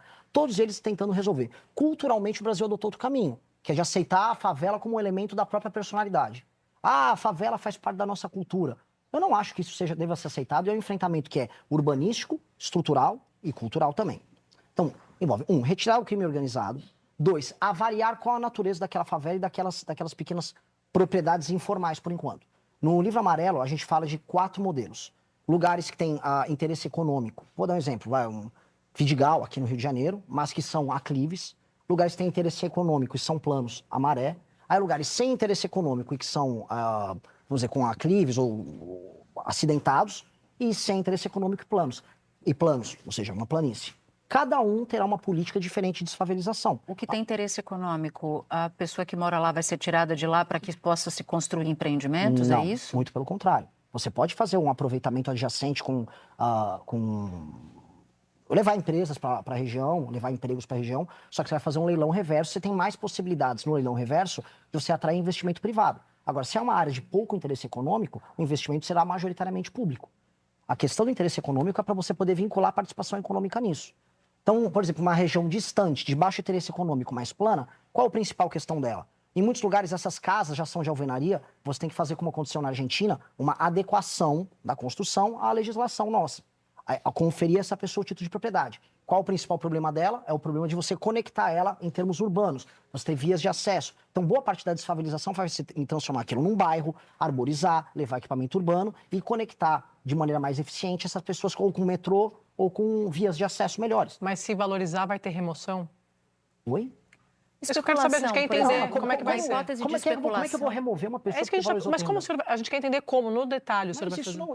Isso não consta no programa, isso seria de uma desumanidade gigante. Então o que o senhor vai fazer exatamente? A pessoa vai ser dona do título de propriedade dela num bairro novo. Eu não entendi, desculpa. Um título de propriedade de uma casa que vai ser reformada num bairro que vai ser digno, Sadi. Por que eu iria remover? Eu não entendi a pergunta. Por que eu iria remover essa pessoa? Não, a gente está perguntando se isso não é remoção com outro nome. Porque o senhor faz um longuíssimo capítulo no programa de governo falando sobre isso. Porque esse é o maior problema social do Brasil. Então, a gente quer os detalhes. Acho que é justo para quem está assistindo saber o que o candidato tem a dizer sobre isso. O diagnóstico central disso. A favela é um problema transversal. Ela congrega inúmeros outros problemas dentro dela. Problemas de saneamento, de acesso à água, problemas que vão de tuberculose a pior desempenho escolar. Resolver a favela é você resolver múltiplos problemas ao mesmo tempo, dentro de uma chaga que é urbana. Chaga que atende a paisagem urbana. Resolver ela é você atacar muitos problemas ao mesmo tempo. Por isso que nós temos um capítulo enorme dedicado a isso. Que envolve desde a autoestima da pessoa que mora lá, a ideia própria de uma cidade séria no século XXI. Tem um trecho, eu queria que o senhor explicasse, que o senhor fala de remoção, de demolição em 48 horas. Sim, mas isso é muito claro. Isso não é... Se você monta uma favela agora, você faz uma invasão, nós não vamos permitir que aquela invasão se erga. Movimentos de moradia, ou movimentos de especulação imobiliária, Mas como... grilagem. Se em 48 horas você vai construir uma casa, né? Uma pessoa vai tentar montar um barraco, você vai ter que apenas cumprir a lei, que é impedir aquele barraco de ser montado. Senão você não tem direito de propriedade no Brasil, você é um país sério. País sério, existe propriedade pública e a privada ela é respeitada. Senão não tem regra.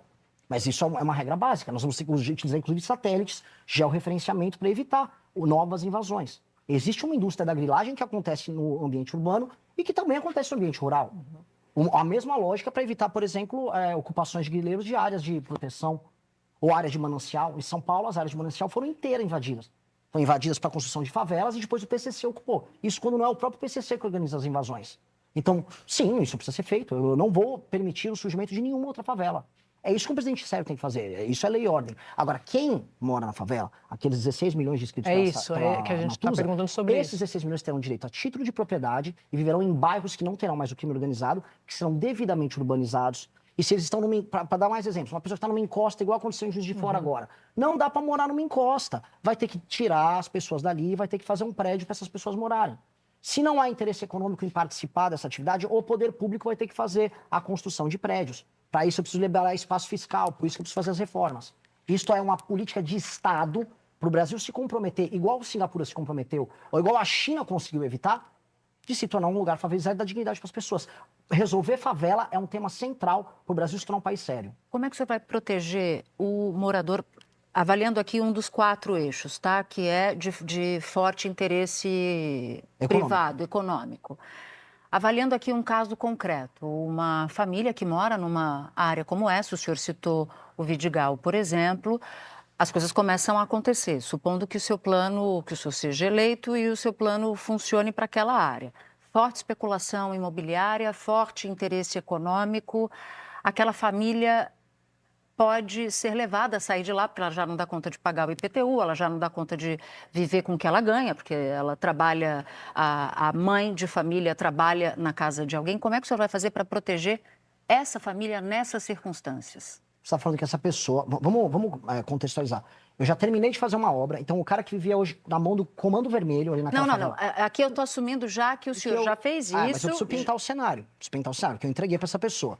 Eu retirei o crime organizado, ela tem uma via urbanizada, o filho dela sai daquela casa que ela tem com título de propriedade, vai estudar na escola, volta, ela está pagando um IPTU social, ela está pagando uma conta de luz social, porque você vai ter que fazer uma transição para uma pessoa hoje que ou usa o gato ou outros instrumentos para poder ter luz à disposição, que não vai poder precisar pagar um pau, para pagar uma propina para um traficante para poder ter acesso a um determinado serviço. Essa pessoa que está vivendo nesse novo contexto, essa pessoa, se há uma valorização, que é a tal da gentrificação, talvez eu imagino que seja essa a questão, há uma gentrificação, começa a valorizar aquela pessoa, havendo um enriquecimento da renda dela, ela se mantendo lá, ela não vai ter um aumento na prestação da casa dela, tampouco aumento de IPTU, porque nós vamos fazer uma transição nesse processo.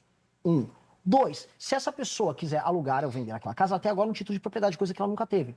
E aí, se isso se valorizou, ela se valorizou, ficou mais rica. E aí, se essa pessoa está mais rica, eu consegui, através de cidadania, fazer com que uma pessoa que hoje não tem nada, que hoje é uma semi-escrava num regime quase feudal, tocado por um lorde criminoso do Comando Vermelho, essa pessoa é um feliz proprietário de um imóvel que pode locar ou continuar morando lá. Eu fico muito feliz se esse for o dilema dela de agora em diante, porque hoje o dilema dela é saber se ela sobrevive. Candidato, ontem nessa entrevista que o senhor deu na sabatina do antagonista, o senhor disse que vai usar a emenda parlamentar a nosso favor, tá? Estou colocando entre aspas. E aí o senhor disse que vai cortar a despesa obrigatória. Despesa obrigatória, por exemplo, saúde e educação. Queria entender do senhor, como é que vai ser isso? Vai cortar a despesa obrigatória para aplicar a emenda? Não. Explica, por favor. Não, Sadia, eu não falei nada disso. Não, eu quero que o senhor explique. O senhor falou, que eu não vou usar a emenda parlamentar a nosso favor. Não é o discurso mais antissistema. Não, eu não... O senhor até faz fala isso dentro desse contexto. É que eu não falei que eu vou cortar de saúde e educação. Não sei se você viu falar isso. Eu estou dizendo que despesa obrigatória como saúde e educação. O senhor sabe disso, né? Despesa obrigatória. Lógico, mas eu não falei que ia fazer isso. Mas eu estou perguntando como é que vai ser feito. Então, aqui você só colocou palavras na minha boca. Não coloquei. Eu acabei de dizer para o senhor. Tá bom. Despesa obrigatória como saúde e educação. Por ser não, porque eu acho que é importante dizer isso, né? Essa despesa não vou alterar. O gatilho da Mas despesa desvinculação... obrigatória é Então, só- te explicar primeiro só de educação. O gatilho de desvinculação são os aumentos automáticos baseados no aumento de receita. Eles vão ser corrigidos pelo IPCA. E se você quiser investir mais em educação, é um investimento, porque isso é um piso, não um teto. Mas qual a despesa obrigatória, então? É isso que eu queria entender. Vou dar um exemplo.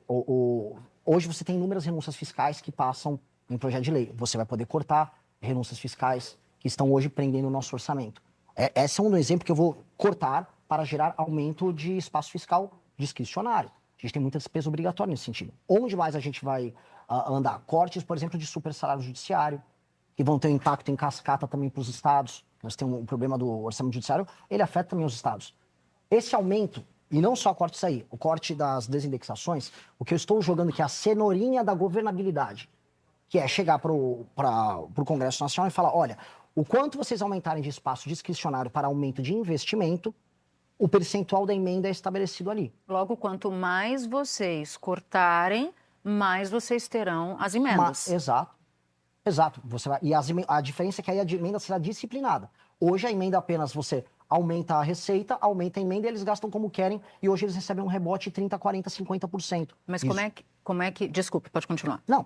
Então, hoje a emenda, ela virou um caos. Hoje ela aumenta como quer e hoje ele gasta como ele quer. Nós vamos ter que disciplinar o funcionamento das emendas. Até o Flávio Dino, venho citando, até pessoas que têm linhas... O senhor falou isso ontem também, eu vi. linhas políticas diferentes da minha concordam com isso. A forma como a emenda é conduzida não está sendo funcional e bom para o Brasil. A gente está financiando a captura do Estado, como vem acontecendo pelo Centrão, através do uso das emendas. O funcionamento da regra de compra de voto, que mitiga a existência de democracia no Brasil, se dá através das emendas. As emendas parlamentares hoje se tornaram parte central desse... É o óleo que move a engrenagem do Centrão. A emenda, o que eu estou colocando, ela tem que ser utilizada como um instrumento bom de governabilidade e ela se encaixa naquilo que eu te falei da lei de responsabilidade gerencial. A emenda, eu não vou conseguir fazer ela desaparecer. Pelo menos no primeiro mandato meu. Não tenho essa pretensão. Não tenho esse tamanho. O problema brasileiro é gigantesco. Como eu disse para vocês, o Brasil vai eleger pelo menos 300 parlamentares, no mínimo complicados, para colocar um português mais tranquilo. O que eu vou precisar fazer é a emenda, ela se adequar à lei de responsabilidade gerencial e ela se adequar a políticas públicas dentro daquelas metas que eu havia comentado, que vai desde segurança, educação, obras de saneamento, combate ao crime contra a mulher, por isso que eu te falei da lei de responsabilidade gerencial. Essas políticas, as emendas, elas vão ser disciplinadas para atender estes temas junto aos municípios. O prefeito que entrega os bons indicadores se qualifica para receber mais emendas. O prefeito que não se qualifica, ele recebe menos emenda. Esse é o critério. E aí a emenda aumenta ou diminui de acordo com o espaço discricionário. E aí você consegue ter um regime fiscal mais funcional e gerar governabilidade. Por isso que eu acho que isso aí é um instrumento virtuoso para o uso das emendas. Deixa eu falar um pouco do vice do senhor, Haroldo Medina. Eu já vi o senhor falando várias vezes, o senhor reconhece, admite que houve uma tentativa de golpe de Estado no 8 de janeiro, eu já ouvi o senhor falando isso algumas vezes, mas o Haroldo Medina, o senhor também sabe, visitou acampamentos em frente aos quartéis, apoiou ali os golpistas. Qual é o recado que o senhor dá, tendo um vice desse, na chapa do senhor, na defesa da democracia? É o melhor recado possível, porque ele Qual se arrependeu. É um homem que se arrependeu, que o 8 de janeiro, inclusive, ele... Ele acha que foi um golpe de Estado ele hoje? condenou, ele acha que é um golpe de Estado. Ele se arrepende de ter ido nos quartéis? Ele foi no quartel antes de ter sido o atentado, o dia 8. Ele foi antes. Ele era um bolsonarista. Ele foi uma pessoa que era bolsonarista, entendeu que estava errado, fez seu meia-culpa, e o que eu acho que é belo nessa história toda é abrir a porta para uma geração... Mas quando que ele entendeu? O senhor pode detalhar A virada pra gente? do 8 de janeiro ele já condenou. Tem vídeo dele condenando o 8 de janeiro. Agora, a virada dele, que foi a transformação de um homem que acreditava, em grande parte, na ideia de que o Bolsonaro foi vítima de uma armação do TSE, para alguém que falou, olha, o caminho não é esse, é uma porta aberta para outras pessoas da geração dele, especialmente pessoas 60 a mais, que acreditavam naqueles sites de notícias esquisitas, canais de YouTube que defendiam que a urna tinha sido fraudada. Ele é a porta de saída para essas pessoas. E eu acho importante, porque tem pessoas que foram levadas a crer, que eu volto a colocar aqui, que a urna não funcionou durante as eleições, que você teve interferência chinesa, todas aquelas... Teorias da conspiração. E o Haroldo, ele foi uma pessoa que fez a transição de alguém que estava nesse torpor para alguém que viu, eu estava errado. E esse reconhecimento, ele arrasta. É importante, porque essas pessoas existem na nossa democracia. Uma pessoa que votou, que acreditou nisso, não é um criminoso. Então, sim, é importante que ele exista, é importante que ele esteja na minha chapa. Inclusive porque existe a gente citou o elemento feminino, agora o principal elemento e o principal desafio meu para crescimento é o elemento geracional. As pessoas, eu tenho que chegar nas gerações mais velhas. E a porta de saída deles é justamente um elemento como o Haroldo. Candidato, a gente vai dar uma olhada em mais um vídeo e em seguida a gente segue a nossa conversa. Estou no estrito cumprimento do meu dever como presidente da República e para passar o estado de defesa eu preciso do Congresso. Eu pedi, o Congresso aprovou dia 5 de janeiro de 2027. Se vier uma decisão do STF, não é que eu só não vou cumprir. Eu não vou cumprir. Eu vou apenas com as forças policiais, se precisar de auxílio das Forças Armadas, vou fazer o meu estrito cumprimento do meu dever constitucional. E aí eu pergunto, candidato, é o senhor quem vai decidir o que é ilegal ou não ilegal a partir do Supremo? Como é que o senhor avalia hoje essa declaração? O senhor a mantém? Mantenho, e isso está certíssimo. O senhor é que diz o que é ilegal ou não? Não, a Constituição diz. Se eu cumprir o devido processo legal, numa medida ela passou no Congresso Nacional, eu cumpri todos os ritos, não pode vir uma decisão monocrática parar o estrito cumprimento da lei. Até porque eu estaria prevaricando. O presidente da República tem que cuidar do território nacional. O presidente da República e as Forças Armadas. Eu reconheço que existe uma guerra. A gente não está... Eu não acho que existe um estado de normalidade de coisas. No Brasil não está vivendo uma normalidade. Se eu sair andando aqui no Rio de Janeiro, no meio da rua, e eu andar 2, 3 quilômetros, já eu vou cruzar com uma favela, eu vou cruzar com uma área que eu não posso andar. Vou cruzar com uma área que se uma pessoa pedir um Uber, ela vai tomar porrada. Vou passar numa área controlada pelo crime. Eu não reconheço que é essa normalidade. Eu espero que o STF também entenda. E para até aprofundar essa discussão, meu partido entrou com uma ação no STF tratando disso, para reconhecer o estado inconstitucional de coisas no território brasileiro, nos territórios em que estão tomados pelo crime organizado. A ação, inclusive, está nas mãos do Flávio Dino. Mas a pergunta que eu fiz foi, é o senhor quem vai... Se o Supremo Tribunal Federal toma uma decisão que contraria os seus interesses, uma vez eleito, o senhor vai decidir que não vai cumprir? Se o Supremo Tribunal Federal tomar uma decisão ilegal não se cumpre. Ponto. Mas ele é o guardião da ele Constituição, não é guardião, ele está é o senhor que decide o que é legal? Não, ele está rompendo a Constituição. E existem precedentes. É o senhor que decide isso, então, não sou eu, é a própria Constituição. Então vou dizer que é o Alexandre de Moraes que vai decidir isso, que é o exemplo que eu dei ali. Ou é um ministro que vai monocraticamente, sem passar pelo processo legislativo, definir se algo que teve o processo legislativo válido ou não. Não é errado isso. E é por isso que a gente está vivendo um estado completamente confuso de coisas, em que o STF se torna última instância para um processo legislativo, em que o legislativo cuida do orçamento. A gente está vivendo num país doente. Mas o senhor vai entrar no Supremo? O senhor está criticando agora? Dizendo... Sim, porque eu sou um democrata, Sadia. Mas o Supremo é o guardião dessa Constituição. O que garante... Depende. E se ele não cumprir a Constituição? O que garante que qualquer governante possa rotular o que é ilegal ou não? Não é rotular, existe o texto da lei. Então, na Constituição, vamos repetir. O senhor está concordando? Eu cumpri, eu citei o exemplo dado ali. Entro, olha, decreto o estado de defesa para resolver aquela situação. Igual o Michel Temer faz, faça a mesma coisa, a GLO do Temer aqui no Rio. Passa pelo processo legislativo completo. Aí vem uma DPE, alguém entra lá no STF, a rede de sustentabilidade entra. Não pode por não sei o quê. Aí vem uma decisão monocrática. Eu não vou cumprir uma decisão monocrática. Candidato, não vou cumprir. É que um democrata, mesmo discordando da decisão da justiça, ele cumpre a decisão e recorre. Não cumprir uma decisão da justiça é papel de um democrata ou é um ato de um democrata? Não, porque não é um ato... Estou confusa aqui. Não, porque não é um ato democrático você passar por cima do devido processo. Há, nesse instante, no Brasil, um estado inconstitucional de coisas quando o STF fica passando o tempo todo sobre a atribuição de outros poderes. E cabe ao presidente da República também não aceitar isso. E eu vou falar, teve precedente. Houve uma decisão tomada em 2016 por parte do STF, decisão monocrática contra o Renan Calheiros, que à época que ele seria afastado, o Renan Calheiros não cumpriu a decisão e o STF reviu. E foi um golpe de Estado, não foi? A questão toda é, quando você está invadindo as prerrogativas essenciais de um determinado poder, aquele poder pode se insurgir, não de maneira golpista, mas não acatando uma decisão que em si é ilegal. Lógico que eu vou discutir junto ao STF. Eu não vou cumprir imediatamente uma decisão que é ilegal. Eu não vou cumprir. É errado isso. Eu tenho que cumprir meu papel de presidente. Se eu virar presidente da República, eu estou botando a minha vida em risco, enfrentando o crime organizado, minha vida é devassada, eu tenho que vir aqui fazer sabatina com vocês, ser exposto. Eu não vou ser destruído para ser um boneco lá. Eu serei um presidente, não um boneco. E assim, minhas qualificações democráticas estão aí desde sempre. Quando eu organizei as primeiras manifestações pelo impeachment da Dilma, surgiu a turma lá da intervenção militar. Eu entrei na justiça e proibi eles de comparecerem às minhas manifestações. Nunca quis andar com essa turma. Tenho asco da turma que é da golpe de Estado.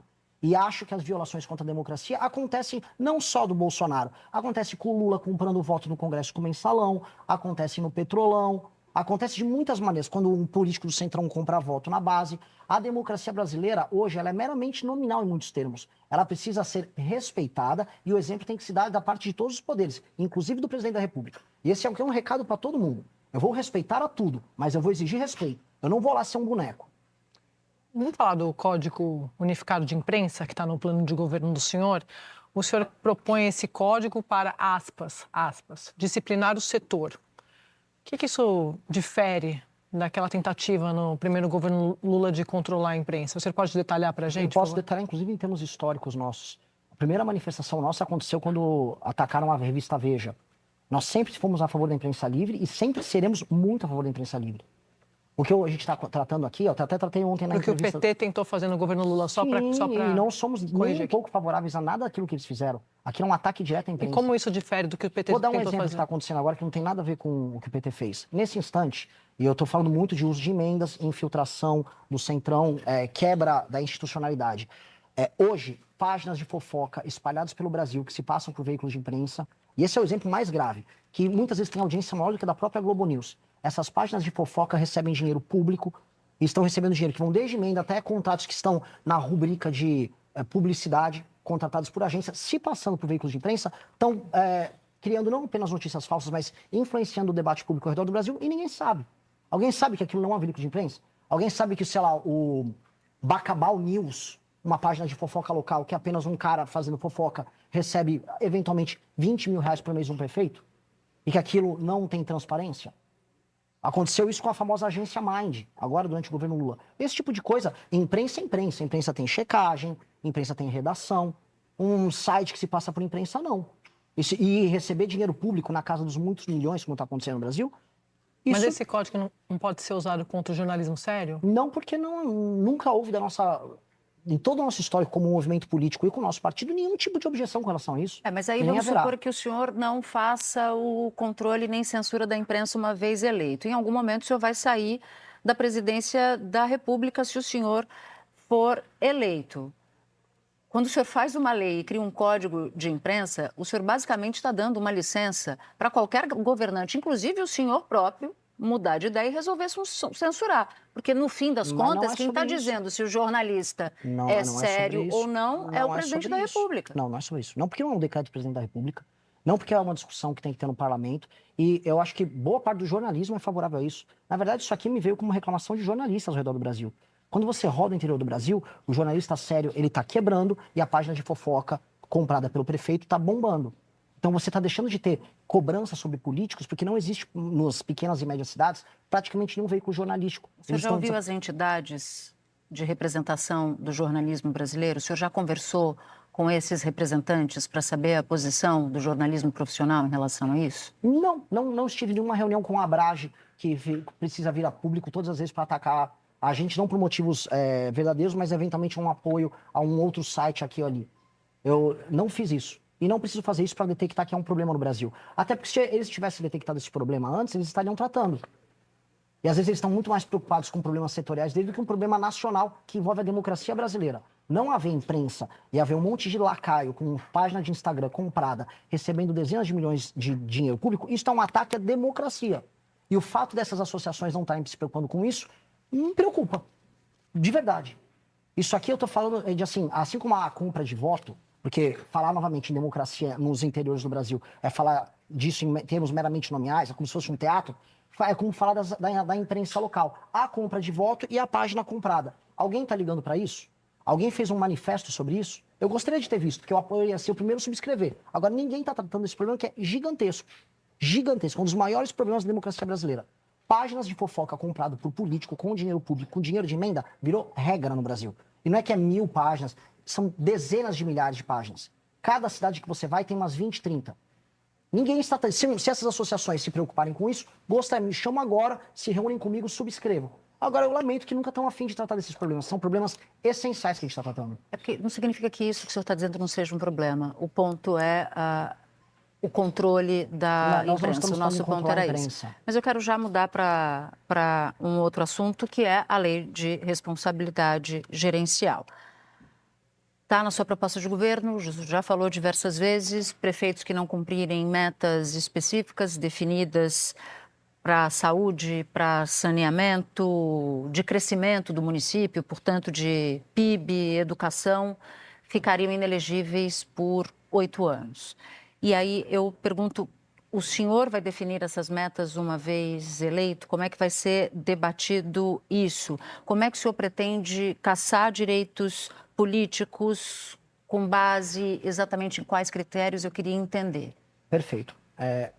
A Lei de Responsabilidade Fiscal, que passou durante o governo Fernando Henrique, ela foi um marco que ajudou a disciplinar o uso de recursos públicos em municípios e estados no Brasil. Foi em grande medida uma revolução.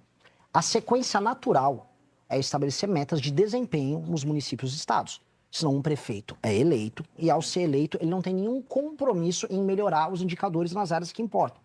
E isso somado, e você é uma pessoa que estuda muito desse tema, a cooptação do Estado, isso somado a um modelo político baseado em emendas e a ausência de atividade econômica nesses municípios, criou municípios fantasma, que não têm atividade econômica, que vivem da cooptação da própria população e que foi turbinado agora com as emendas do orçamento secreto, em que dinheiro é desviado, vira caixa 2, compra a população, não se melhora a vida das pessoas, se faz um show com algum cantor sertanejo próximo do período eleitoral. O Wesley Safadão foi, inclusive, processado por ele por tratar desse assunto. E aquele município não atinge seus objetivos básicos. Você não consegue ter metas de fornecimento de água. Eu fui para Melgaço, no interior, na Ilha do Marajó, não tem água. As pessoas bebem esgoto.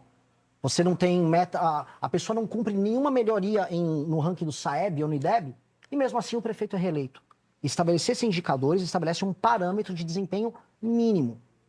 Se um prefeito não cumpre nenhum desses parâmetros de desempenho mínimo, mesmo com o recurso federal chegando, o recurso do FPM, ele tem que ter algum tipo de punição.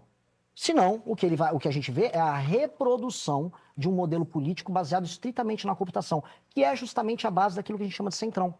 Por que nós somos escravos de políticos do Amapá, ou políticos do Piauí, ou políticos do Maranhão? Lugares mais pobres, porque essas pessoas não prestam contas para os seus eleitores, porque eles apenas administram prefeitos, são receptores e gerenciadores de recursos, por vezes ilícitos, que ajudam a manter essa lógica. Entregar para o munícipe metas que vão ser cobradas por parte do governo federal e que vão ser discutidas no Congresso, porque esse é um projeto que tem que passar no Congresso, e estabelece as metas e os critérios de avaliação, são instrumentos que vão permitir que aí sim, o gestor público, independente da sua cooptação natural, em lugar... Cooptação que eles fazem da própria população, falando da compra de volta pura e simples ao cargo na prefeitura. Eles vão ter que atingir aqueles indicadores objetivos. Japão trabalha com isso, China trabalha com isso, você tem isso em alguns lugares na Inglaterra. Isso é uma maneira da gente qualificar a gestão pública ao redor do Brasil.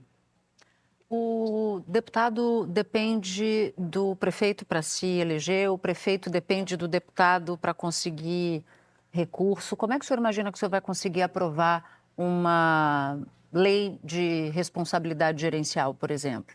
Da mesma maneira que o Fernando Henrique Cardoso passou a lei de responsabilidade fiscal. Também desagradava os prefeitos à época, construindo base, construindo convencimento, construindo maioria. O lugar que eu fiz a grande apresentação desse projeto foi na Marcha Nacional dos Prefeitos. Uma massa de prefeitos. Eu imaginei que eu seria xingado. Eu falei, alguns de vocês vão perder o direito político. Só que, entretanto, há um outro lado. Os prefeitos que tiverem um desempenho melhor, eles vão se qualificar para receber mais emendas. Para um prefeito, significa até um grau de independência orçamentária para investimento, caso ele seja um bom prefeito. E eles gostaram dessa ideia. Então, há um trabalho de convencimento com prefeitos, há um trabalho com os deputados e com os partidos. Um partido político, porque uma das coisas que a lei de responsabilidade gerencial faz é, além de não apenas entregar punição, mas entregar mais recursos para o município que funciona bem, o partido político que tiver mais prefeitos que atingem metas de desempenho, o fundo partidário passa a ser determinado pelo número de pontos que aquele prefeito obtém, ponderado pela população, multiplicado pelo número de municípios que o partido tem. Aí então você cria um incentivo robusto para que os partidos políticos investam em quadros técnicos e bons prefeitos, que isso vai garantir o recurso do partido. E aí isso se torna um benefício e um incentivo positivo para os partidos, para os prefeitos e também para bons deputados. Então, é uma mudança no sistema de incentivo do Estado e uma forma de diminuir a política de cooptação, que é a base daquilo que a gente chama de centrão. Para mim, isso é a base para uma verdadeira reforma política no Brasil. Porque a política no Brasil, a gente foi discutir, eu vou fazer voto distrital, distrital misto. Em grande medida, você consegue adaptar o modelo atual de emenda e cooptação em cidades com baixa atividade econômica para qualquer modelo. Se você não alterar este sistema de incentivo e recompensa, você não consegue melhorar. Mas o senhor que vai decidir isso? Eu vou propor isso. Ou quem decidir isso, eu nem tenho condição de eu decidir sozinho. Quem faz isso é o presidente da República, manda para o Congresso, se discute, aí o Poder Executivo, disciplinado por uma legislação que passa no Congresso Nacional, atua junto aos municípios. Muita articulação. Mas precisa, mas não... Com o Centrão, com a emenda. Com todo mundo tem. Eu não nego isso. Eu passei o impeachment da Dilma fazendo articulação. Eu nunca vendi a mãe para fazer o que eu acredito. Eu nunca entreguei meus valores. Só que eu negocio. Eu tô lá para ser um negociador e uma pessoa que vai convencer. Convencer todo mundo. Eu vou ter que vir aqui na imprensa. Quando eu quiser passar todos esses projetos difíceis, eu vou ter que vir aqui no programa de vocês explicar. E como vai convencer aqui da fusão dos municípios também? Que o senhor fala disso, da Falo. redução. De maneira clara, a gente vai ter que criar uns instrumentos de incentivo, inclusive, para a fusão dos municípios. Mas vai fazer os plebiscitos? Cerca de 4 mil plebiscitos, como determina a lei? Porque o plano do senhor reduz de 5.570 para 1.500, né? A viabilidade... E aí, como é que você vai fazer? Dos municípios é através da redução deles. A maior parte dos municípios hoje são inviáveis. Você vai ter instrumentos, inclusive a lei de responsabilidade gerencial vai encaminhar eles para isso, porque caso o município não tenha atividade econômica condizente para se manter no longo prazo, ele vai ser incentivado, como o Japão faz, a se juntar. Se ele se junta, você vai ter mais investimentos federais nessa união. E vamos fazer uma campanha política para as pessoas participarem desse processo. Porque as pessoas precisam ser convencidas, e até é fácil de convencer. Todas as cidades minúsculas que eu rodei ao redor do Brasil, que não são funcionais, quando você mostra para as pessoas que aquela cidade é apenas um cabide de 9 vereadores e um prefeito inútil, que não melhora os desempenhos e a vida da pessoa, e que a pessoa está pagando por aquele preço, a pessoa primeiro achar esse projeto racional. E aí é uma tarefa de presidente da República de fazer o convencimento do projeto. Naturalmente o Congresso Nacional vai querer participar disso, e naturalmente a gente vai chegar num projeto articulado. Ponto. É uma questão negociada. Eu não tenho condição de impor isso, que a Constituição me impede hoje. O senhor queria falar um pouco de educação. Tema super importante, eu vejo também que o senhor fala muito disso. O senhor já disse que vai cortar o financiamento das faculdades que o senhor chama de unisquinas, né? Se eu estiver errado, o senhor me corrige aqui. Quase 80% dos universitários brasileiros estão na rede privada, a maioria em universidades que não são de ponta. Também o senhor sabe disso. E boa parte via o ProUni e o FIES. Pergunto para o senhor, esses jovens vão estudar onde? Nós vamos alterar a dinâmica hoje de formação de capital humano no Brasil. Você simplesmente entregar para uma pessoa que mal sai alfabetizada da escola um endividamento ou um programa em que ela acredita que ela vai ganhar um diploma para depois virar Uber ou virar entregador, eu estou apenas iludindo essa pessoa.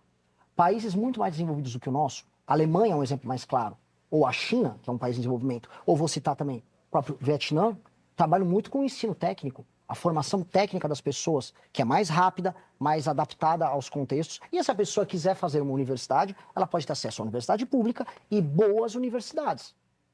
Então, boas universidades privadas, com financiamento. O que não vai ter é praticamente uma máfia que foi construída através de muito lobby, numa propaganda que foi feita pelo Lula, de que, não, eu vou te dar um diploma e sua vida vai se resolver. Não se resolveu. Inclusive, esse é o drama da minha geração. Minha geração... Todo mundo achou que ia conseguir um bom emprego com o diploma e terminou enganado e terminou na mão do Pablo Marçal, dizendo que ela fracassou porque não tinha o mindset certo. Foi exatamente isso que aconteceu. A minha geração, a geração millennial, acreditou, olha, ampliou, tive acesso agora à universidade, fiz relações internacionais numa uni alguma coisa. Ela pegou esse diploma, pendurou na parede e foi fazer Uber. Mas lógico que existem externalidades econômicas que envolvem o problema dessa pessoa, mas definitivamente um diploma mal qualificado é apenas ilusão. E as pessoas acreditaram nessa ilusão. Candidato, eu não vou entrar aqui na discussão sobre a qualificação do diploma, porque é um tema bastante complexo de fato. Mas o financiamento estudantil é um caminho, uma porta de entrada de jovens pobres no mercado de trabalho. E vou além. O senhor fala em abolir o sistema de cotas. O sistema já fez mais de 10 anos de aniversário, conseguiu mobilidade, ascensão social de pessoas com renda baixa, pessoas pretas. Por que o senhor vai abolir o sistema de cotas, a exemplo do que o senhor está falando? Vou começar pelo que você colocou inicialmente. Vai haver financiamento, mas vai haver qualidade e fiscalização. Então o senhor não vai acabar com o ProUni, o senhor vai... Não, eu vou qualificar. Não, a universidade que entrega péssimo ensino e acabar recebendo ou renúncia ou algum incentivo governamental, não receberá. Ponto. Eu vou ficar fingindo? Vou ficar fingindo que o cara vai receber um diploma? Sou formado em medicina? Não haverá isso. A gente não tem que trabalhar com essa ilusão, até porque isso é enganação. Isso termina sendo um estelionato no fim do dia. Especialmente com a pessoa que está pagando ou com o pagador de imposto que está sendo iludido e que está vivendo numa sociedade em que aumentou a produtividade e a escolaridade. A ilusão, a mentira, vai acabar. Segunda coisa, eu e o meu grupo político, nós não acreditamos em termos principiológicos do sistema de cotas. Agora, a nossa política, para substituir o modelo de cotas, que é uma política de sistema de incentivo e recompensa para bons alunos desde a base, ela vai substituir paulatinamente. É igual a... Tudo envolve uma transição. Não vou, entrei no governo, acabei com esse modelo. Não, nós vamos fazer uma substituição. Eu acredito no poder não só da educação, mas no poder da integração. E eu acredito que existem pessoas talentosíssimas espalhadas por todo o território nacional. Um exemplo muito claro é, boa parte das pessoas que passam no ITA e nas melhores universidades vem lá do Ceará. O colégio Farias Brito, acho que é Ari de Sá. Como é que eles fazem a coleta? Eles coletam muitos meninos e meninas dos interiores do próprio estado do Ceará, que estão indo bem em escolas públicas, eles coletam essas pessoas, treinam, passam em grandes vestibulares, viram inclusive uma bandeira, olha, essa escola é muito boa. O que nós pretendemos fazer? Nós queremos qualificar as crianças, primeiro, um sistema de alfabetização muito poderoso, porque o Brasil hoje ele não está focando no método fônico, que é o principal método referendado por pesquisa para alfabetizar crianças. As crianças estão saindo semi-alfabetizadas da escola. Aliás, sobre a escola e primeira infância, tem todo um trabalho que a gente está tratando, é um dos temas que a gente mais fala no nosso livro de propostas. Mas as crianças e as famílias que performarem melhor em provas objetivas feitas pelo governo federal vão receber bolsas desde já nas escolas. Tá, isso então, é agora se o senhor for eleito. Eu quero falar... Eu quero voltar... Só dar um recado que faltam 5 minutos, tá? Eu quero só voltar para as cotas. Por que o senhor dissesse assim, no futuro o meu desejo é acabar com as cotas porque a desigualdade estaria superada e nesse caso não precisaria mais de reparação. Mas é exatamente o que eu estou falando. Não, mas não foi isso que o senhor disse aqui. Esse é um ponto. O outro ponto é o seguinte, acabar com o sistema de cotas, se o sistema de cotas promoveu inclusão de pessoas pretas não só na universidade, mas no mercado de trabalho também? Eu acredito no mérito. Eu acredito que pessoas pretas, pessoas brancas, indígenas, quilombolas, elas têm que entrar pelo mérito, competir em igualdade de condições, as condições mais próximas possíveis das demais. Eu acredito que a universidade é um espaço de mérito. E o crescimento econômico vai ser baseado em mérito. E eu vou dar instrumentos, não na universidade, depois dessa criança ter passado por um ensino deficiente. Eu quero detectar quem são as crianças, quem são os outliers que vão entrar nessas faculdades, que vão ser objeto dessa política pública e, desde já, pegar essa criança, colocar nas melhores escolas, dar uma bolsa para ela, acabar com o programa Pé de Meia e transformar o Pé de Meia numa política de incentivo aos bons estudantes baseado em mérito, para que essa criança concorra em igualdade de condição ao longo da vida dela e que ela já vá para a universidade preparada. É isso que eu quero fazer, baseado no mérito dela e na integração que eu vou ter entre a escola, a família dela e o Estado. É isso que eu acredito. É você antecipar os efeitos disso ainda no ensino fundamental. Não fazer vamos ser, claro, uma correção. Você não consegue entregar nada em termos de desempenho quando você compara o ensino público com o privado para formar esse capital humano, aí depois agora dá uma cota para corrigir e faz uma propaganda. Não acredito nisso. Não é baseado em mérito, não é justo. Eu vou voltar para a base. É o outlier, é o garoto especial, é a menina especial. Vamos dar uma bolsa para essa pessoa. Vamos já inserir ela nas escolas. Vamos colocar nas melhores escolas públicas ou privadas, a escolha da família no seu município, no seu estado, para que ela concorra em igualdade de condições. É isso que eu quero. Candidato, o senhor já falou em desmame financeiro do Nordeste, que o senhor considera injusto que estados recebam mais do que arrecado. Mas isso não é romper o pacto federativo, punir o eleitor nordestino? Muito pelo contrário. O eleitor nordestino é a maior vítima disso. Basta ver que a classe política do Nordeste, ela se mantém firme e forte num processo de exploração das pessoas mais humildes e ainda assim o dinheiro continua sendo retirado dos outros estados e mandado para essa classe política. Por quê? A quantidade de dinheiro que é colocada é desproporcionalmente mais alta, o pacto federativo é profundamente injusto com outras regiões, só que isso não se transforma em benefício para as pessoas do Nordeste. Então, se tá ruim para a pessoa do Sul, Sudeste, Centro-Oeste que paga o quinhão maior, tá ruim para a pessoa que mora no Nordeste, que inclusive se muda para outros estados, para quem tá bom? Para alguém tá bom. Tá bom pro político. Eu rodei o interior do Nordeste, graças a Deus, falando isso de rádio em rádio. E aí você explica isso, fala, mas para quem tá boa essa história? O fluxo migratório, tirando a Paraíba, é de saída agentada de pessoas. As pessoas estão indo embora, estão metendo o pé. E estão metendo o pé, a qualidade de vida está ruim, o crime organizado chegou, não houve um aumento de renda quando comparado a outras regiões, só que a classe política parasitária de lá continua atuando e ganhando dinheiro. Isso não pode continuar. Isso é um sistema de incentivo ao mau trabalho. E é por isso que a gente é administrado na Câmara dos Deputados pelo Hugo Mota e no Senado pelo Alcolumbre. Isso não inclui só o Nordeste, parte do Norte também. Os lugares que têm menos atividade econômica, que são menos independentes, eles mandam nos que estão pagando a conta. Mas a solução para o Nordeste é mandar menos dinheiro? Não, a solução para o Nordeste é estabelecer um crescimento econômico, colocar lei de responsabilidade gerencial para quebrar esse ciclo de pobreza e as pessoas mesmo, de maneira democrática, como cidadãos e cidadãs, livres, capazes de votar sem precisar de um carguinho do governo, de uma compra de voto, eles vão substituir essa elite política maldita, que são eles, para voltar, para a gente fechar o ciclo da entrevista com o começo, são eles os deputados e senadores que, em grande medida, eu vou ter que negociar e compor. O senhor tem o timing, a gente está encerrando aqui a nossa entrevista, mas queria dar um minuto para o senhor para as considerações finais. Eu adorei a entrevista. Vocês são jornalistas realmente muito boas. Vocês são tudo aquilo que eu imaginava numa sabatina. Perguntas difíceis, perguntas boas. Eu fiquei muito feliz, porque precisa ser assim. Espero que seja ainda mais difícil com meus adversários. Mas eu adorei. Adorei e fiquei feliz. Espero que muitas pessoas tenham me conhecido hoje. Muito obrigado pela oportunidade. Fiquei muito honrado. Obrigada pela Obrigada, participação. candidato. Amanhã, aqui nos nossos estúdios, a gente vai receber o Romeu Zema, do Novo, na sexta, o Ronaldo Caiado, do PSD, Flávio Bolsonaro, do PL, é o convidado da próxima segunda-feira. A Globo News e o G1 transmitem ao vivo essa série de entrevistas especiais e conjuntas. Muito obrigada.